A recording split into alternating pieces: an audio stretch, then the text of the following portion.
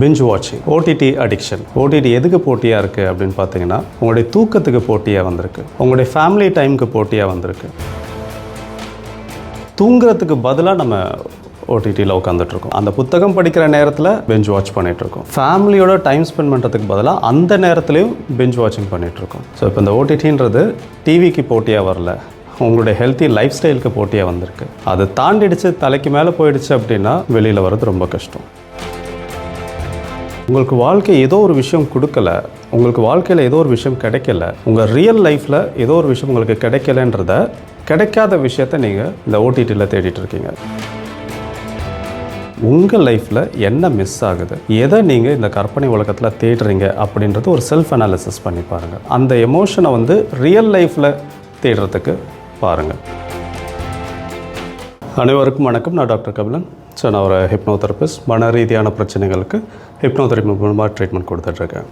So இன்றைக்கி நாம் ஒரு சில வித்தியாசமான தலைப்புகள் பார்க்க போகிறோம். அதில் முக்கியமான ஒரு தலைப்பு அப்படின்னு பார்த்திங்கன்னா பிஞ்ச் வாட்சிங், ஓடிடி அடிக்ஷன் அப்படின்னு சொல்லுவாங்க. எல்லார் வீட்லேயுமே இப்போ ஓடிடி இருக்குது, டிவியை ரிப்ளேஸ் பண்ணிடுச்சு அப்படின்னு சொல்லலாம். இதில் எல்லாருமே அடிக்டடாக இருக்காங்களா அப்படின்னு பார்த்தா கண்டிப்பாக கிடையாது. உங்கள் வீட்டிலே ஒரு சில பேர் இருக்கலாம், இல்லை நீங்களாகவே கூட இருக்கலாம், உங்களுக்கு தெரிஞ்சவங்க கூட இருக்கலாம். பிஞ்ச் வாட்சிங் அப்படின்னு சொல்லிட்டு இப்போ ஒரு டேர்ம் ரொம்ப ஃபேமஸாக போயிட்டுருக்கு. என்னென்னா, முன்னாடிலாம் நம்ம ஒரு திரைப்படம் பார்க்குறோம் அப்படின்னா ஜஸ்ட் அந்த ஒரு படம் பார்த்து முடிச்சிருவோம், இல்லை ஒரு சீரியல் பார்க்குறோம். ஸோ டெலிவிஷன் பீரியட்லலாம் பார்த்திங்கன்னா வாரத்தில் ஒரு எபிசோடு இருக்கும். ஸோ மர்மதேசம்லாம் ரொம்ப ஃபேமஸான ஒரு சீரியல். ஸோ ஒவ்வொரு வாரமும் ஒரு புதன்கிழமை அந்த மாதிரினா ஓகே, நைட் ஒரு எபிசோடு ஒரு ½ அன் ஹவர் போகும். அது முடித்ததுக்கப்புறமா அடுத்த எபிசோடு அடுத்த வாரம் தான் வரும். நம்ம எல்லாருமே வெயிட் பண்ணிகிட்டு இருந்தோம். ஆனால் இப்போது யாருக்குமே அந்த பொறுமையெல்லாம் இருக்கிறதில்ல, நமக்கு பொறுமையாக இருக்க விடுறதும் கிடையாது. ஏன்னா அந்த ஓடிடியில் பார்த்திங்கன்னா இந்த சீரியலை ரீப்ளேஸ் பண்ணுற மாதிரி இங்கே வெப் சீரிஸ். ஸோ அந்த வெப் சீரிஸ் எல்லா எபிசோடுமே ஒரு கம்ப்ளீட் சீசன், எல்லா எபிசோடும் ஒரு சீசனில் ஒரு 15-20 எபிசோடு இருக்குன்னா எல்லா எபிசோடும் அட் அ டைம் அவைலபிளாக இருக்குது. ஸோ நம்ம ஒரு எபிசோடு பார்த்து முடித்ததுக்கப்புறமா நம்ம திருப்பி அடுத்து இன்னொரு நாள் டைம் இருக்கும்போது பார்க்குறோமா அப்படின்னா கிடையாது. இம்மீடியட்டாக அடுத்து இன்னொரு எபிசோட், ஓகே அது முடியும் போது அடுத்து இன்னொரு எபிசோட். இத்தனைக்கும் நமக்கு அது சாய்ஸ் கூட கொடுக்குறதில்ல.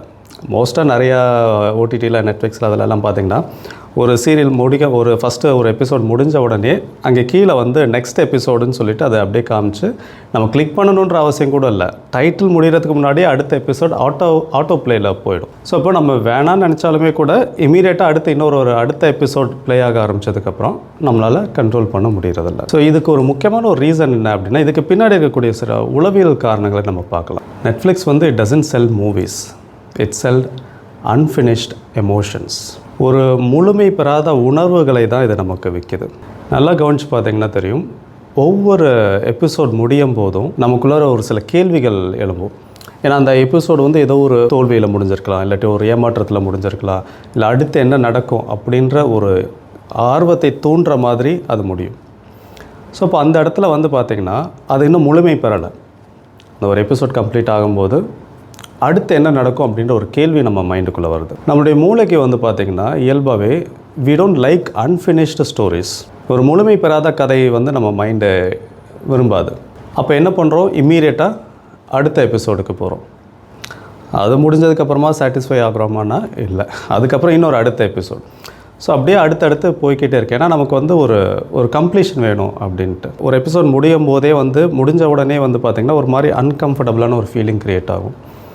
ஸோ இப்போ அடுத்த எபிசோடு போனதுக்கப்புறமா என்ன நடக்கும் அப்படின்னு பார்த்திங்கன்னா ஒரு ரிலீஃப் கிடைக்கிது, ஒரு சைக்கலாஜிக்கல் ரிலீஃப் அப்படின்னு சொல்லலாம்.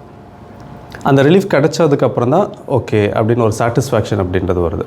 ஆனால் அடுத்த எபிசோட் முடியும் போது மறுபடியும் ஒரு அன்ஃபினிஷ்டு ஒரு ஸ்டோரி தான் வருது. ஸோ இதுதான் பிஞ்ச் வாட்சிங்க்கு காரணமான ஒரு உளவியல். எனக்கு தெரிஞ்சு நிறைய பேர்லாம் அட் அ டைம் ஒரே சீசனை மொத்தமாக கம்ப்ளீட் பண்ணுறவங்களாம் உண்டு. ஒரு 15 எபிசோடு 20 எபிசோடு அட்ட ஸ்ட்ரெஸ்ஸில் நான் உட்காந்து பார்த்துட்டேன். நான் காலையில் ஆரம்பித்து நைட் அடுத்த நாள் வரைக்கும்லாம் நிறைய பேர் உட்காந்து முன்னாடியே சாப்பிட்டுக்கிட்டு இப்படிலாம் பண்ணுறவங்க உண்டு. வெப் சீரிஸ்ன்றதை பார்த்திங்கன்னா நானும் வெப் சீரிஸ் பார்க்குறது உண்டு. பட் எப்போ டைம் இருக்குமோ அந்த டயத்தில் ஒரு 40 மினிட்ஸோ இல்லை ஒரு 50 மினிட்ஸோ பார்த்து முடிச்சுட்டு அதுக்கப்புறமா திருப்பி எப்போ டைம் கிடைக்குமோ அப்போ தான் அடுத்த எபிசோடே பார்க்குறது. அது ஆட்டோ ப்ளே ஆகுதுன்றதுக்காக கண்டினியூஸாக பார்க்கணும் அப்படின்ற அவசியம் கிடையாது. We have a choice. யாருமே உங்களை வற்புறுத்த போகிறது கிடையாது. என்னென்னா உங்கள் மைண்டை இன்ஃப்ளூயன்ஸ் பண்ணிட்டதுனால உங்களை லிட்ரலாக ஒருத்தர் ஃபோர்ஸ் பண்ணுற மாதிரி ஒரு ஃபீலிங் இருக்கும். பட் உண்மையிலே இங்கே யாருமே உங்களை ஃபோர்ஸ் பண்ண போகிறதில்ல. நீங்கள் உங்ககிட்ட அந்த சாய்ஸ் இருக்குது. நீங்கள் முடிவு எடுத்தீங்க அப்படின்னா ஓகே இன்றைக்கி இந்த ஒரு எபிசோட் போதும் அப்படின்னு உங்கள் கீழே தான் அந்த ஃப்ரீடம் இருக்குது. அதை பண்ணுறதை விட்டுட்டு நம்ம அடுத்தடுத்து நம்ம கண்டினியூஸாக வாட்ச் பண்ணிகிட்டே இருக்கிறதுனால இங்கே என்ன நடக்குது அப்படின்னு பார்த்தீங்கன்னா, இப்போ பொதுவாக சொல்லுவாங்க அந்த காலத்தில் டிவி இருந்தது, டெலிவிஷன் இருந்தது. ஸோ இப்போ வந்து ஓடிடி வந்துருச்சு. ஸோ ஓடிடி வந்து டிவிக்கு போட்டியாக வந்திருக்கு அப்படின்றதான் பொதுவான ஒரு கருத்து. பட் ஒரு சைக்கலாஜிக்கல் பெர்ஸ்பெக்டிவ்லேருந்து பார்க்கும்போது நான் வந்து ஓடிடி வந்து டிவிக்கு போட்டியாக இருக்குதுன்னு நான் சொல்ல மாட்டேன். ஓடிடி எதுக்கு போட்டியாக இருக்குது அப்படின்னு பார்த்தீங்கன்னா, உங்களுடைய தூக்கத்துக்கு போட்டியாக வந்திருக்கு, உங்களுடைய ஃபேமிலி டைமுக்கு போட்டியாக வந்திருக்கு, உங்களுடைய எக்ஸசைஸ் டைமுக்கு போட்டியாக வந்திருக்கு, உங்களுடைய ரீடிங் ஹேபிட்டுக்கு போட்டியாக வந்திருக்கு, உங்களுடைய ஹெல்த்தி ஹேபிட்ஸ்க்கு போட்டியாக வந்திருக்கு. இப்போது ஓடிடி வந்ததுக்கப்புறமா நீங்கள் எதுக்கு பதிலாக நீங்கள் ஓடிடி பார்க்குறீங்க? நீங்கள் டிவிக்கு பதிலாக ஓடிடி பார்க்குறேன்னு சொல்லவே முடியாது. ஏன்னா நம்ம வந்து ரவுண்ட் த கிளாக் நம்ம டிவியில் உட்காந்தது கிடையாது. ப்ரீவியஸ் ஜென்ரேஷன் பார்த்திங்கன்னா உங்களுக்கே தெரிஞ்சிருக்கும். ஆஃபீஸில் ஒர்க்லாம் முடிச்சுட்டு வந்து ஈவினிங்கில் வந்து கொஞ்சம் நேரம் ஒரு ½ அன் ஹவரோ 1 ஹவரோ மோஸ்ட்டாக இது மாதிரி தான் இருக்கும். ஆனால் இப்போது தூங்குறதுக்கு பதிலாக நம்ம ஓடிடியில் உட்காந்துட்ருக்கோம். பெஞ்ச் வாட்சிங். புத்தகம் படிக்கலாம், அந்த புத்தகம் படிக்கிற நேரத்தில் உட்காந்து பெஞ்ச் வாட்ச் பண்ணிகிட்ருக்கோம். ஃபேமிலியோட டைம் ஸ்பெண்ட் பண்ணுறதுக்கு பதிலாக அந்த நேரத்துலையும் பெஞ்ச் வாட்சிங் பண்ணிகிட்ருக்கோம். எக்ஸசைஸ் பண்ணுறதுக்கு, யோகா பண்ணுறதுக்கு, மெடிடேஷன் பண்ணுறதுக்கு அந்த டைமை நம்ம ஓடிடியில் ஸ்பெண்ட் பண்ணுறோம். ஸோ இப்போ இந்த ஓடிடின்றது டிவிக்கு போட்டியாக வரல, உங்களுடைய ஹெல்த்தி லைஃப் ஸ்டைலுக்கு போட்டியாக வந்திருக்கு. இதை புரிஞ்சுக்கிட்டீங்க அப்படின்னாலே இதுலேருந்து வெளியில் வர்றது கொஞ்சம் ஈஸியாக இருக்கும். ஸோ எப்பயுமே ஒரு பிரச்சனை வந்து அது நமக்கு மிகப்பெரிய ஒரு பிரச்சனையாக ஆகிறதுக்கு முன்னாடியே நம்ம ஐடென்டிஃபை பண்ணிட்டோன்னா வெளியில் வந்துடலாம். அது தாண்டிடுச்சு, தலைக்கு மேலே போயிடுச்சு அப்படின்னா வெளியில் வர்றது ரொம்ப கஷ்டம். உங்களுடைய சாய்ஸ் இது வந்து கம்ப்ளீட்லி ஃப்ரீடம் ஆஃப் சாய்ஸ் உங்கள் கையில் தான் இருக்குது. அதை மட்டும் நல்லா யோசிச்சுக்கோங்க. சரி, ஏன் வந்து நம்ம ஒரு இப்போ நான் ஆஸ் அ ஹிப்னோதெரபிஸ்ட் நான் இந்த மாதிரி ஓடிடி ரிலேட்டடான அடிக்ஷனும் நான் பார்த்துருக்கேன் நான். ஸோ அந்த பீப்புளை நான் ஹேண்டில் பண்ணும்போது, அந்த கிளைண்ட்ஸ் எல்லாமே வந்து அவங்கள நான் க்ளோஸாக அப்சர்வ் பண்ணும்போது, அவங்களுக்கு ட்ரீட்மெண்ட் பண்ணும்போது நான் ஒரு பேட்டர்ன் அப்சர்வ் பண்ணேன்.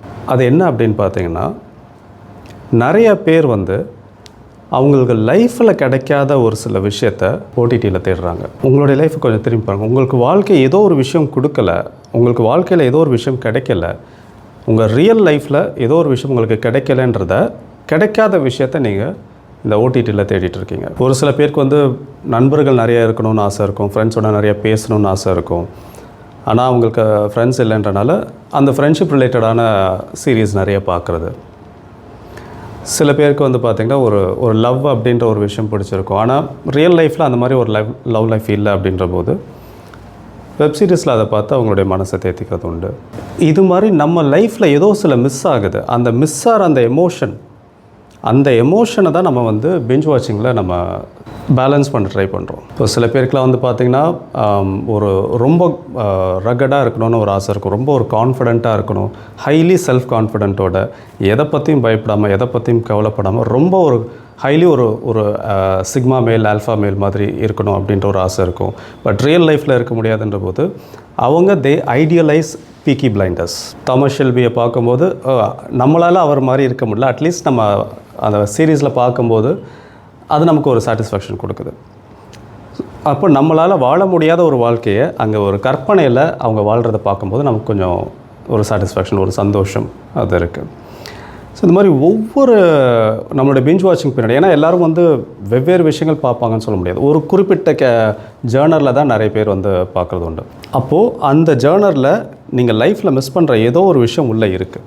அதை கொஞ்சம் யோசித்து பாருங்கள். நீங்கள் எடுத்தவுடனே ரொம்ப பெரிய விஷயமாக இது ஒரு ட்ரீட்மெண்ட்டாக போகணுன்ற அவசியம் கூட இருக்காது. ஜஸ்ட் செல்ஃப் அனாலிசிஸ் பண்ணி பாருங்கள்.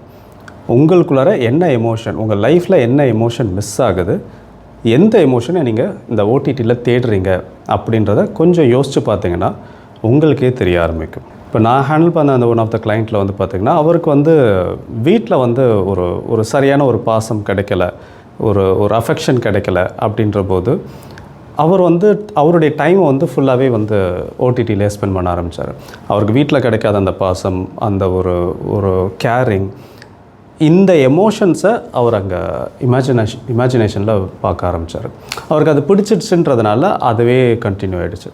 ஸோ அப்போ அவங்க பேரண்ட்ஸ் அவரை கூட்டிகிட்டு வந்தபோது ஃபஸ்ட்டு இதுதான் ப்ராப்ளம்ன்றதை கண்டுபிடிச்சதுக்கப்புறமா நான் பேரண்ட்ஸ் கிட்ட தான் முதல்ல பேசி என்ன பிரச்சனை இங்கே, பிரச்சனையை நம்ம எப்பயுமே பிரச்சனைனா வெறும் பிரச்சனையை மட்டும் பார்க்கக்கூடாது, அதுக்கு பின்னாடி ஏதோ ஒரு ரீசன் இருக்குது, அது எப்படி ஆரம்பிச்சதுன்றதை பார்த்தா தான் அதை கிளியர் பண்ண முடியும். ஸோ அந்த விஷயத்தை அவங்கக்கிட்ட சொல்லி அதுக்கப்புறமா இவருக்கு தெரப்பி கொடுத்து சப்கான்ஷியஸ்லேருந்து அந்த விஷயங்களை ரீப்ரோக்ராம் பண்ணதுக்கப்புறமா தான் அவர் நார்மலைஸே ஆனார், அந்த அடிக்ஷன்லேருந்து வெளியில் வந்தார்.